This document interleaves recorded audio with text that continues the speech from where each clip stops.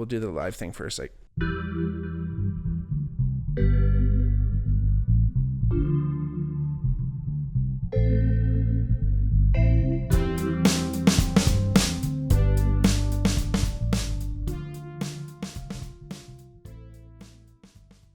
hey everybody, welcome back to the Bigmark podcast. It's me, your host, Bigmark. If it's your first time listening, welcome. If not, welcome back. Like I always say, if you ever want to reach out to the podcast, hit us up on our DMs, either on our Twitter or our Instagram at the Bigmark Pod or at the Bigmark Podcast. If you're watching on YouTube, please like and subscribe to the channel, like the video, share it with your friends, hit the bell so you know when the next video is going to come out. If you ever wanted to donate to the podcast, we have our Patreon, patreon.com/thebigmarkpod. There's a couple tiers there for you to choose. And if you want to rate the podcast, hit us up with a 5-star review wherever you're reviewing and listening and watching. And again, I always want to hear from everyone. And thank you so much again for listening and watching. And it's a pretty big podcast today. Number 99, Gretzky. The last show in the studio, and I'm gonna miss it. I'm gonna miss everything about it. I'm gonna miss this whole place. But I'm really excited.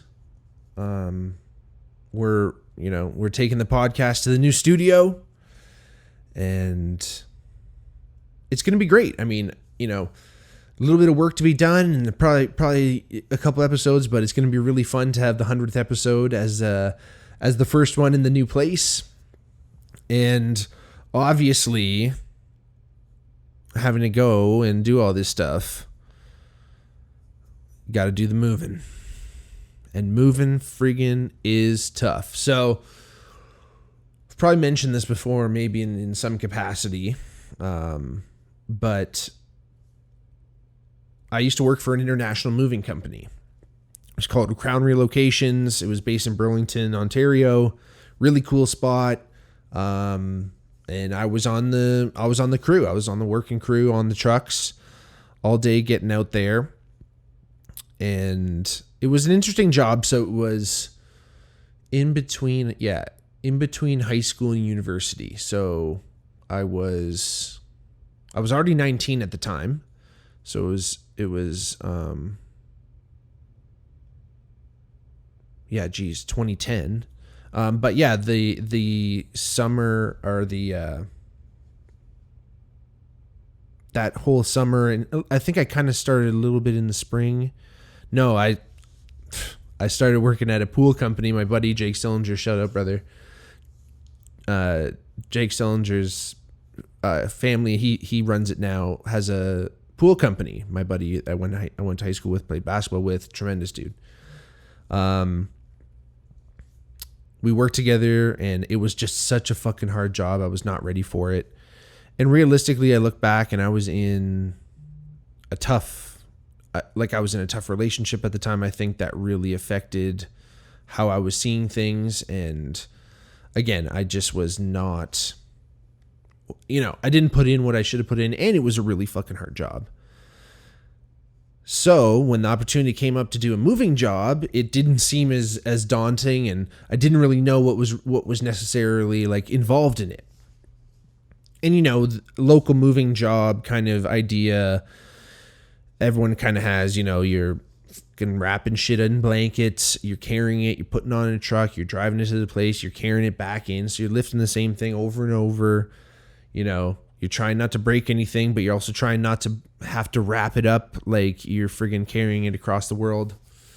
And it's a slug. It's a slug of a job. And again, carrying anything is tough. And obviously carrying dead weight and shit is really tough. And it's hard to carry for sure. But the beautiful thing about Crown Relocations was it was international moving. So very different. It obviously requires it's the same kind of, skill, so to speak, or the strength to actually lift all the stuff over and over. But the beautiful thing is you only have to really move stuff once, because With international moving, you're just receiving a shipping container that's already packed up by the same company, just from the other location. So they're using the same boxes more or less. They're using relatively the same techniques, and you're bringing it in and you're just unpacking it. And sometimes that unpack takes a few days, but usually the packing part takes longer. So another thing that local movers don't do, though, is you actually have to unpack people's boxes and pack them up and things. So basically, from what I remember, this is like very, very, it's an expensive service, obviously, because you're shipping it, across the world, but you're shipping like the contents of your entire home. But there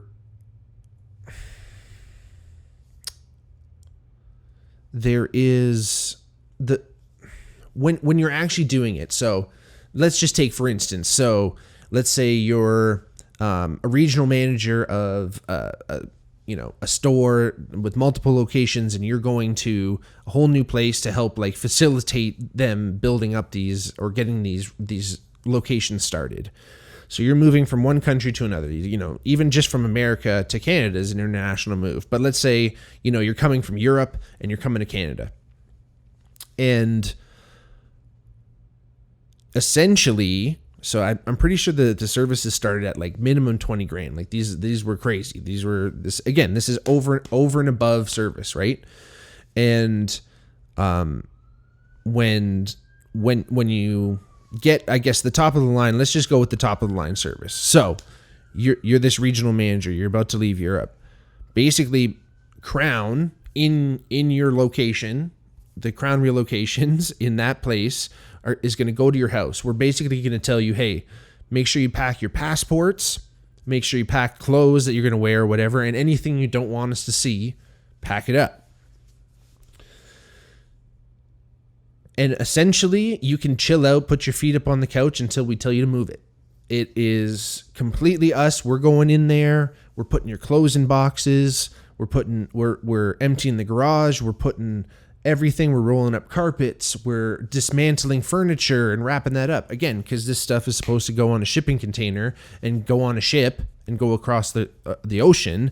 We're wrapping it nice. There's like three different size boxes we had. I'm pretty sure it was like a 2 cube, a 3 cube, and a 10 cube. I can't remember now actually the size, but cubic feet or whatever, like the volume of the boxes is how we kind of denote. So there was like a small, medium, and a large box. And then there was like a kitchen box that was a little thicker and sturdier, and then a wardrobe box, which was really big, and you could put a hanger, like a hanging rod, and put your hangers on said rod. Now, doing this, essentially the way it shook out, so I was obviously just like a temporary, worked for the whole summer, but I wasn't in it for the long haul. But basically the way it worked, when you're packing up, the most experienced packer packs up the kitchen, because obviously there's so much breakable stuff and you have to like know what you're doing and know how everything works and make sure it's really packed up.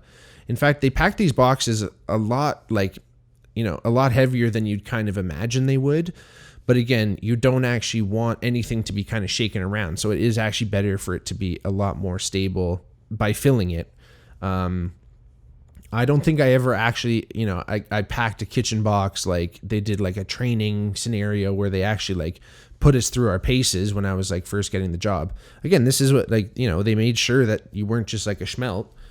And essentially, so the most experienced person would do the kitchen when we're doing the pack, and then everyone else basically gets like designated to a room. So they'd be like, all right, Mark, you go into this bedroom, this, all this stuff, and everyone sends everyone across out in the house, and you basically, I was on packs that lasted 7 days. People had so much stuff and it just took so long. But, you're spending a few days or a day at least in a room, just sitting in there, packing stuff up, putting in boxes, doing it up. You wrote a bunch of stuff like where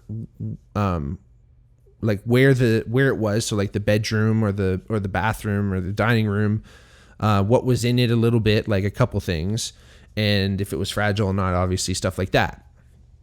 And then like you did other things, like you would have to like more kind of make custom boxes, or we had like this like moving paper that we used a lot of. And honestly, we all had tape guns, and we were like wizards with these things. Everyone had our own tape gun, and we'd like write our names and like draw symbols on it and shit. Like, you know, this is my tape gun. There's only one, like there's many other tape guns like it, but this one's mine. You know, we were fucking soldiers. But yeah, like just wizards with the tape gun. I remember this one pack. These dudes were they were from New Zealand, and they were living in Toronto, and they were going back to New Zealand. And the guy was a beauty. They gave us Stellas at the end of the day. I remember one of the nicer people we dealt with. But he had this sweet Gary Fisher bike, and he basically said, hey boys, like who's gonna like whoever wraps this up, like please be careful. And I have had an avid mountain biking history, so I kind of knew how the bike worked, and I knew how I could do it and make sure that all the important parts were protected. So that was fun doing that. But again, just everything that you could put in a box, you put in a box, and then anything you couldn't, you tried to make sure that it was able to kind of like fit into the can, because then when you're actually loading the shipping container, so the pack is done, you know, you've loaded everything, you put all the boxes up against the wall, everything's packed and loaded, you've numbered all the boxes, they had a manifest. Again, they were tight, and basically they just said, all right, time to go. And one dude, again, one of the more experienced people on the crew, would be in the shipping container. So on hot days, those people were cooking. But on, you know, that person would be in there essentially asking and telling us what size boxes to get, because again, there was 3 size standard boxes, and he was basically just playing Tetris and just back there loading it, filling the can, filling it up basically as much as he can, that it's perfectly loaded up. And then he'd be like, you know, give me more 2 cubes, more 10 cubes, whatever. All right, the kitchen stuff. All right, get me the couch and some mattresses. And then again, just slowly loading this up. And then there was different sizes of shipping containers too, 20 footers, 20 footers, 40 footers. There's like 53s, which is like basically like the big like trucks you see out there. And we had to load these bad boys up. So you just go in and rip all day long, up and down stairs, carrying stuff, heavy shit. We had this like heavy fucking teak china cabinet once, which was a fucking binge to move. Oh my God. Again, all that loaded up. And then on the load out days, you know, on the unpacks, as we call them, shipping container arrives, you know, you're arriving to a house that's more or less empty, and you know, sometimes the people that are moving in aren't even there. So, you know, you're coming from Europe, you're coming to an empty house, no one's there, you're still in Europe. We took all your stuff, we packed it, everything's good, we loaded it up. You took your shit, you're staying in a hotel or whatever. We go over, the shit gets to Canada, we receive it here, and then basically do the opposite. That whole day is just unloading the whole can. So when it's unload day, prime objective is unload the entire shipping container. Just get it out, just get it in the house. We'll worry about distributing it and unloading it later. Because again, we're going the top. This is the ultimate service here. So we're bringing all this stuff in. Everything's labeled. We're taking it to the designated rooms and everything. And then when we're done that, you know, however long that takes, we start unloading. Literally, we will build the furniture. We will put the cabinets together. We will take your clothes out and put them in the fucking drawers, and we will set the VCR. Oh my God! And we'll set the TV, and it's all ready to go. And literally, you get the key and you just walk into your house, and everything is set up. So it was a really cool job. I really enjoyed it. I mean, unfortunately, on some of those unpacks, either the crew before fucked up some shit, or I think we had one container where we're pretty sure that they dropped it. They dropped it 100%, and that was no bueno, because the guy was really pissed, and he was also very reasonable about it. He was upset, but and kind of took it out on one of our guys, but again, he kind of totally understood what the deal was. So really tough, really, again, understandable, but what are you going to do, right? What are you going to do? I do, like I said, I love that job. I had a really good time. One of the biggest things I will say, because I talk about this job all the time, it was one of the best jobs because it was one of those scenarios where it was a tough job. It was hard work. It wasn't all that glamorous. You were in nice homes a lot, though, I will admit. But it wasn't. It was a tough job, like I said. But the crew I worked with and the guys I worked with were so phenomenal and so cool, and everyone got along. There was one kid on the team that no one really liked, but he still did his job, and everyone kind of were against them a little bit. And as sad as that is for the individual, it is kind of galvanizing for the rest of the team. But everyone was cool. There's an older dude on the crew, Laird. My buddy Jin, shout out Jin, ni hao, my boy. He fucking was a wicked dude. He was from China, and I used to teach him Lithuanian. He used to teach me Chinese, and Mandarin. Oh my God. And a beautiful guy, really, really great demeanor, hardest working dude, always super positive. John, Luke, I'm trying to remember all these guys. It was so long ago, but just tremendous. And it was just so rewarding. And like I said, I always kind of remember it fondly as a job where, listen, you can be fucking slugging furniture up and down stairs, but working in the fucking sewers, whatever it is. If the crew you're working with are good dudes and everyone is nice to each other and pulls their own weight and does their thing, it's great. It's awesome. It can be a really great scenario, and you can basically survive anything. So again, as long as you have a team that works together and works hard with a common goal and gets along and finds a way to get along, you have gold, and you have gold in your hand, and do whatever it takes to keep that going. But again, tons of fun, and I took so much from it. Again, packing up all this stuff, it just reminds me and takes me back, and the way I kind of think about it. Obviously, it's tougher when you're working for a professional moving company, because you have all the boxes in the world, you have all the tape in the world, you can do whatever you want, and one of the hardest fucking things about moving is finding goddamn boxes. I've had to buy boxes, take boxes from work, and yeah, it's just been box city, boxes and boxes and boxes, and life's going to be in boxes for a while, and it's going to be good. It's going to be a good change. It's going to be a time of growth. I've been really enjoying the new job, and yeah, it's going to be really fun. I'm really excited about having a new studio.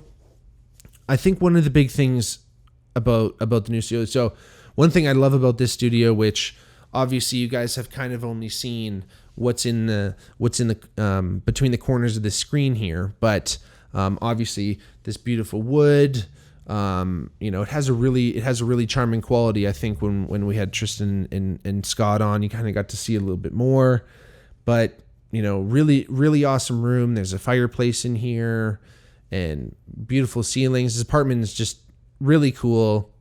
I always thought it was a little bit too much, but I got used to it, and gonna miss it. Gonna miss everything about it. But again, cool. It's gonna be an awesome start. Big thanks to my parents. Basically gonna be looking after a home for them for the next couple years before they come back from Germany. Hey guys, and and I'm again super grateful. It's going to be a good opportunity to save up a couple dollars. And I always joked, basically, by the time I get in there, I'm going to have to start looking for another place, because who knows how long it takes, because it took a while to find this place. And it was an interesting journey. Trying to kind of find a home on behalf of someone else, even though it's your parents, and you kind of know their tastes and somewhat of their wants, but it's tough, right? Like but it was, I'm sure it was good for them to have some actual eyes on places. And, we worked with a realtor who was really good, and he helped a lot. And, it was great. And to find a place that is nice, and it's in this really interesting area, in Hamilton, by Dundurn Street. If anyone knows where Dundurn Street is, there's a little kind of off street. Not everyone really knows about this because it's called New Street, so everyone thinks it's in Burlington. There's a New Street in Burlington, Ontario, for anyone who doesn't know. But the way it's kind of set up, again, it's close to a street light and major intersection and things like that. So I think people kind of overlook it. But when you go down it, there's actually, it's a street between Main Street and King Street in Hamilton, which are two kind of main arteries that go through the whole city. And it's a cross street in between them. There's many cross streets in between Main and King, and a lot of them are just that. They're Main Street across, they're a straight street across, and some of them are connected, as well. But New Street actually has two streets that kind of like pop off it. It's two dead ends, kind of looks like a plug. And one of the streets is Henry Street, is super cool, really quiet. It's super interesting, like just the way it's between two major streets in Hamilton, but you never know. It almost feels like you're kind of in a cottage, and it's really cool, and I'm looking forward to it, and it's going to be really good. But again, moving sucks. And I wish I had a company to do it. I wish I had some $20,000 to give to someone. No, it's not like I have to move across the world, but got to get U-Haul, and doing all that stuff is going to be interesting. Trying to get rid of some stuff too, selling a couple things here and there. And, you go through some of the stuff that you have, and you're like, man, I haven't seen this since I moved in here. Like, why do I even still have it? Trying to get rid of some stuff that you don't want, but I'm kind of a nostalgic guy. I got something in me that it came from my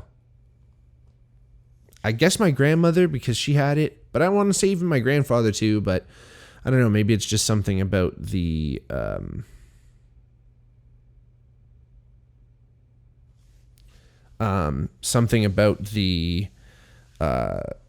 experience of being Eastern European, or that kind of gypsy thing. But again, that's kind of one of those things where you kind of want to hold on to memories and things like that. So again, I'm really looking forward to the new place. I can't wait. Thank you all for listening. I'm really enjoying doing this. And again, thank you all for your growing support. If you ever want to reach out, hit us up on the Twitter or Instagram at the Bigmark Pod, at the Bigmark Podcast. And again, if you want to ever donate on our Patreon, patreon.com/the Bigmark Pod.